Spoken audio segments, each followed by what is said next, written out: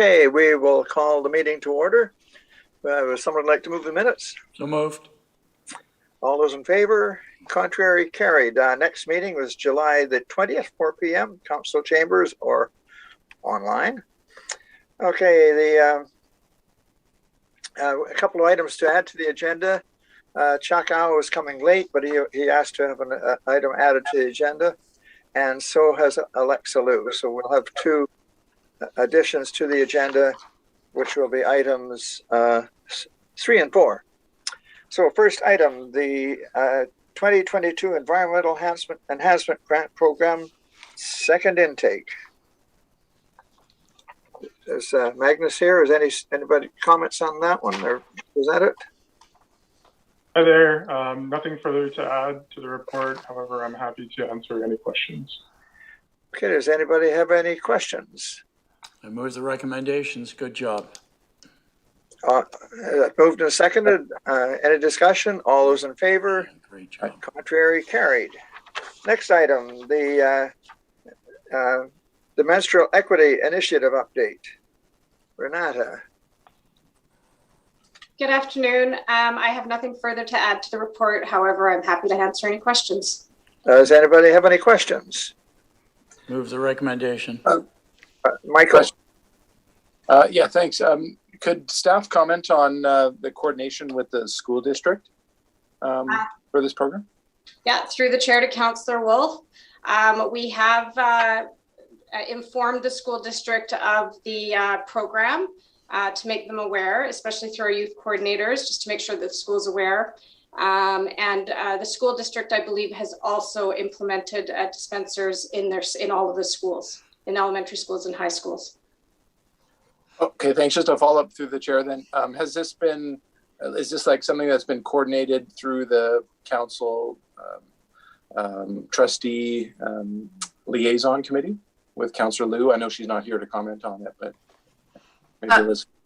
Through the chair to Councillor Wolf, it is not something that has come up at our joint program committee meeting, but I could certainly put it on our first agenda for the fall and talk about opportunities to gain synergies or cross promote. Great, that's what I was looking for. Thanks. Okay, any further questions? Would you like to move the motion? So moved. Moved and seconded. All those in favor? Contrary, carried. Okay, Chuck isn't here yet. Alexa. Where's Alexa? I don't think she was here, Mr. Chairman, but I think she was going to put on one that I've already got a referral on. It was regarding East Richmond and Hamilton areas with regard to potential sites for sports amenities, which was directed through the Sports Council Facility Task Force priorities.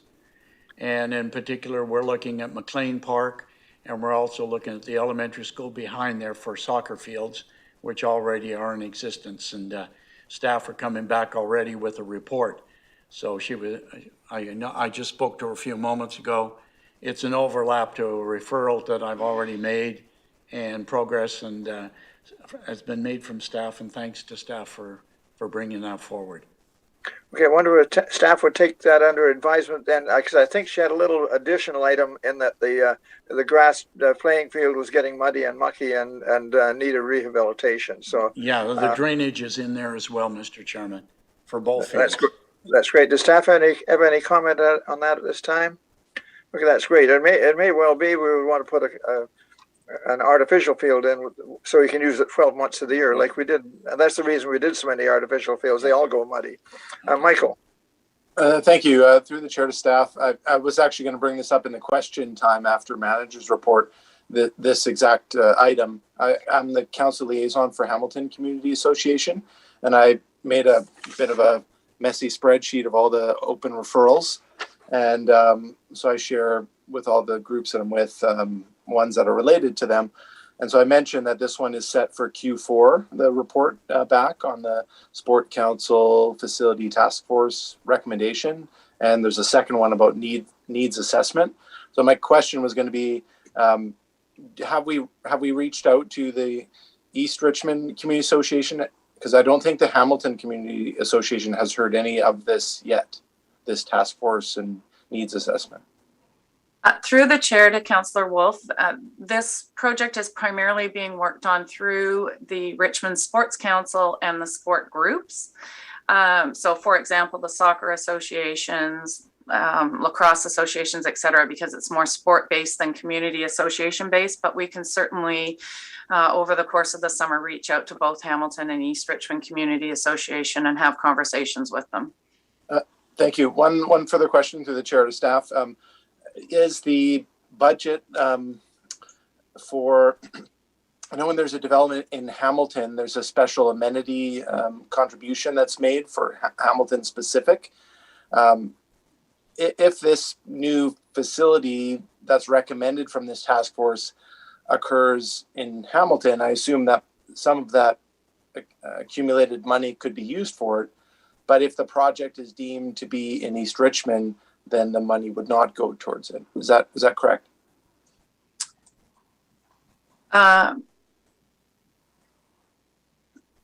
So through the chair to Councillor Wolf, Serena, I think you've got your hand up to respond to that.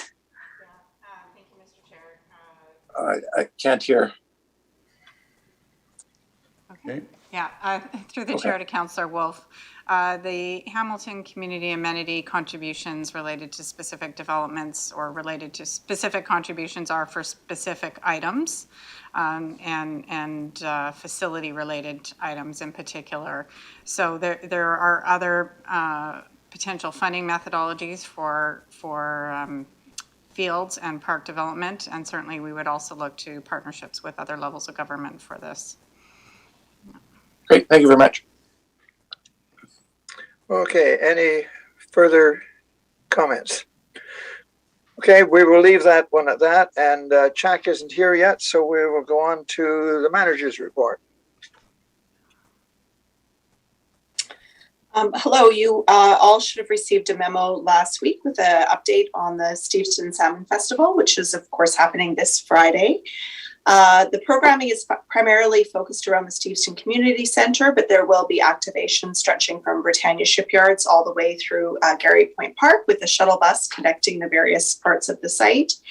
And the organizing committee asks that Mayor and Council meet in the green room adjacent to the community stage at 12:20 for the formal presentation at 12:35.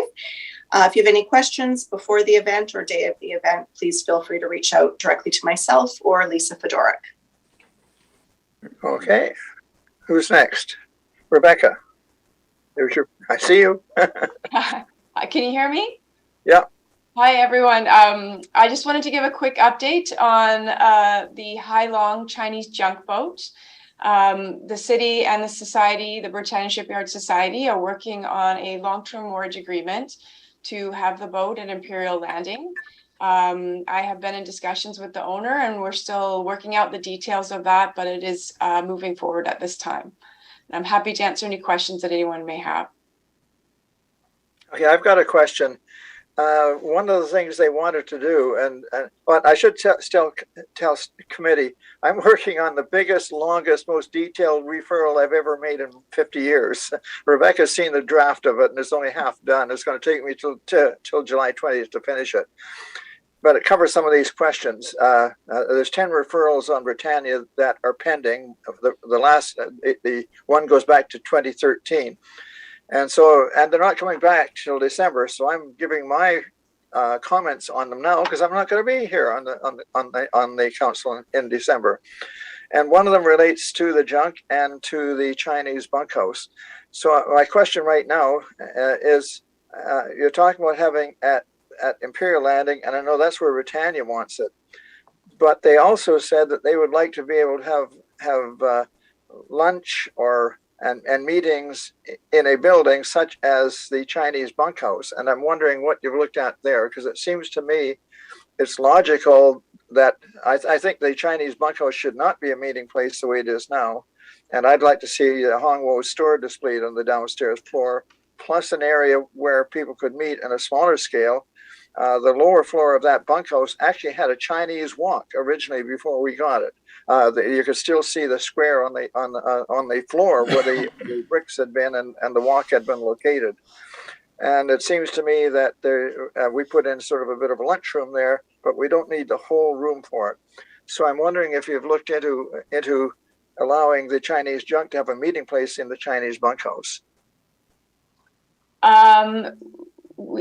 We spoke to the owner last year. He had a number of ideas about potential programs. At that time, because of COVID, he wasn't prepared to move forward with any of those. In my conversation with him this past week, he's very focused on getting the boat in working order again. And it's currently at Shelter Island, and he's working on those repairs. He said he's still considering what programming might be feasible for him. So we're sort of waiting for when he's ready to have a further discussion about what programming might work for us and for him both and complement the site at Britannia. We are currently exploring a number of ideas for what can be done in the Chinese bunkhouse to augment interpretation of the Chinese Canadian heritage there, as well as elsewhere in Richmond. So that is something we are exploring. And certainly if there's an opportunity to work with him on that, that would be something that could work well. Yeah. Okay. Just as a further comment on this, the reason I'm zeroing in on the Chinese bunkhouse, I'm retiring now. But in 1972, when I was chair of parks back then too, we were planning a pioneer village. Believe it or not, at the Steveston Community Center, the Fenterman House was going to have a village, and the council of the day decided to knock the Fenterman House down. In the meantime, the Steveston Historical Society had gone and collected tons of artifacts from the Hong Wo store, and I've still got them in storage. A good number are upstairs in the Chinese bunkhouse, but a lot more is stored in one of my buildings. And so I'm looking for a place for them, and other than sending them to the dump. So that's one thing I'm working on, and it struck me that if we were to set up a replica of the Hong Wo store at one end, it would work out well with a room for a lunch and coffee and meetings for the Chinese junk. So I just want to let you know that's one of the things that I'm working on for July the 20th when all this comes back. Okay, I think you had something further on terms of the National Historic Sites. I'm available for questions. I did send a memo out last week to mayor and councillors. So if there's any questions about that, I'm happy to respond to those now if they're on your mind. Yeah, I have no questions on it. I'm pleased that you're working on it. Thank you. Okay. Yeah, another manager's update. I'm pleased to inform you that the Hamilton Community Association, in partnership with Urban Bounty, will be hosting a weekly pop-up produce market beginning on Saturdays, starting July 9th until November 19th. The market will enable Hamilton residents to access low-cost fresh fruits and vegetables from local suppliers. And residents with diet-related health conditions will also have access to the Greens Prescription Program, providing them with free fruits and vegetables from the pop-up market. This initiative, of course, aligns with the City of Richmond's community wellness strategy. Okay, and Michael. Hi, thanks. Could you just repeat the dates? And do you know what time of the day it is? I've had people ask me and I didn't know. I don't have the time handy, but I will look it up and send you a quick message. Okay. They start on Saturday, July 9th and run until November 19th weekly. Oh, great. November 19th. I thought I heard that earlier month. That's great. Thanks so much. Okay, any further questions? Yeah, Serena. Sorry, Mr. Chair, we have one more update. I'm just looking. Oh, I thought you were waving your hand to give an update. I was saying one more, but Todd, there we go. There's Egan. Good. Through the chair to the committee, this is an update to provide the committee with background on some challenges that staff have had with cutting the grass this spring. So specifically, the biggest challenge we have had has been associated with the rain. And it's interesting to look at the data. The month of May in 2022, there was more than 2.5 times the amount of rain compared with 2021. And the month of June, there was more than 1.5 times the amount of rain in 2022 than 2021. So what this has meant, of course, is vigorous grass growth, on our our routine, if we get to a site every 3 weeks, normally the grass would be long enough to cut. Now it's harder to cut. Also, usually by the middle of May, the ground is drying up from less rain, wind, and temperature, and equipment can get onto the fields. This year, though, the sites have been too wet, and even just last week, equipment was getting stuck, and this is really highly unusual, so it's been difficult for us to get the equipment onto the fields. So that summarizes the biggest difficulties we've had. Additionally to this, Parks will perform a service review for all of Parks operations this summer. And as part of that, there will be a maintenance program review for the divisions, including turf grass maintenance. And we will be looking for opportunities to improve efficiencies. Okay, I'll rent you some cows, Michael. I won't rent you any cows, but I do have a question about the parks where we do have grass that we intend to let grow to be about 1 meter tall. Do we have signage that's park signage saying this grass is intended to be for wildlife, for insect habitat? I know I've seen some somewhere, but maybe we need more. I know a lot of parts of Hamilton, East Richmond feel they're neglected because part of McLean Park isn't mowed. But I understand the value, and I do that with my own little bit of grass. But I just think we need to get the message out on the site, not through social media. That seems to not be reaching the people, even though they're complaining on social media. But I think signage could be maybe better placed at some of those key locations where that's our practice. Through the chair to Councillor Wolf, I'll take this one. Very, very valid point. In some of the conversations we've had with residents this year, even in areas where they do regularly see that level of service, those are some of the questions we're getting. So we have been having some conversations about adding some additional signage and awareness to those sites, and we'll be looking at that for sure. Okay. Any more?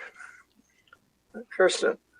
Through the chair to Councillor Wolf, I can confirm that the time for the farmers, the pop-up produce market is 10 a.m. till 1 p.m. Weekly on Saturdays. Okay, anything else? Okay, looks like it's time to adjourn and go in camera. Somebody like to move the motion. All those in favor, contrary, and we'll wait for a few minutes and go in camera.